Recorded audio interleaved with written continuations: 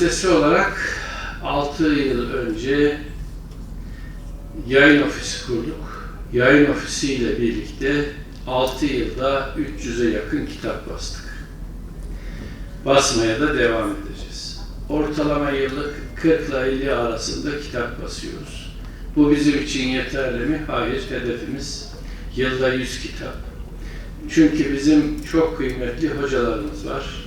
Çok üretken, yazan, yazarlığıyla gençlerimize önderlik eden hocalarımız var. Onları daha geniş kitlelere ulaştırmak bizim asli gayelerimizden birisi.